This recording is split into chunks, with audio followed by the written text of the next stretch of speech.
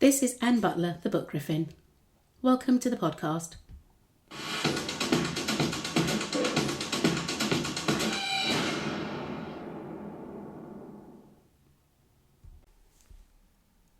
About 4 years ago, I read a novel called Eyes of Silver, Eyes of Gold. What struck me as I read the story was that on paper, the hero wasn't really a hero and that I really shouldn't like him. But I did. The author managed to get this reader to like this character in spite of everything. His name is Cord. Cord is cold, uncommunicative, sarcastic, and at first glance he appears to be uncaring. The story is set in the 1880s. Cord, a man who is half Native American, grew up in a family where only he and his sister are mixed race. His other siblings resent him and his sister. They don't trust him, and the older he gets, the more suspicious they are of him. When he's old enough, he keeps to himself and moves onto a farm. This move makes his family and the town view him with even more suspicion. They wonder what he's getting up to out there all by himself. He carries on his life in isolation, but he has a secret friendship. His secret friend is Anne Wells. They met at school as children when Anne stepped in and defended his sister Marie when she was being assaulted by a group of girls. Anne got into trouble with the school and her family for defending so-called savages. What she didn't know was with that act, she'd earned Cord's admiration and loyalty.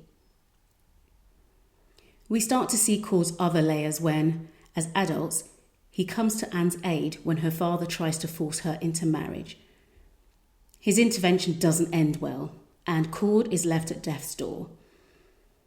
Anne is left injured, badly, and disowned by her family. With nowhere to go and no one to turn to, she stays with Cord and takes care of him, nursing him back to health. Cord's family gets to hear that there's been an incident at their brother's farm and that he has beaten a woman half to death. They believe the stories. They turn up at the farm to rescue her before he can hurt her more than he already has done. She tries to explain that it wasn't Cord, but her family and people from the town who had hurt her. But they think she's a stupid woman. They don't believe her. But in the end, she pulls a gun on them and they're forced to leave her alone. Cord and Anne make their way as a couple. Cord is still mostly uncommunicative and cold, but over time this side of him wears away. But only when he's with Anne. Outside of their home, he's as unlikable as ever. People still view him with suspicion. They wonder what the hell Anne's about, living with this, their words, savage. But because we get to see the other Cord, I couldn't help but like him. I think he's a wonderfully layered character who, we start to see, loves Anne more than anything. By the time others around start to wonder whether Anne could really be as stupid as she seems, gaga as she obviously is over Cord while he barely looks at her, that's their perception. Anne and Cord have given up caring. Because, and this was the kicker for me, Cord had spent most of his life hiding the deep hurt that he felt by the distrust he received from his family.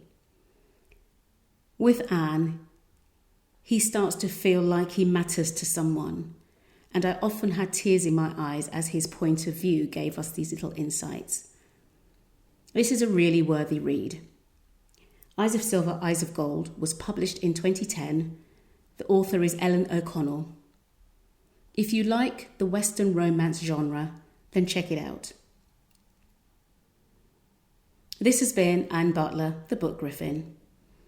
If you like this podcast, then please subscribe to receive notification of new episodes. You can also follow me on Instagram by going to Instagram, searching for The Book Griffin and hitting follow.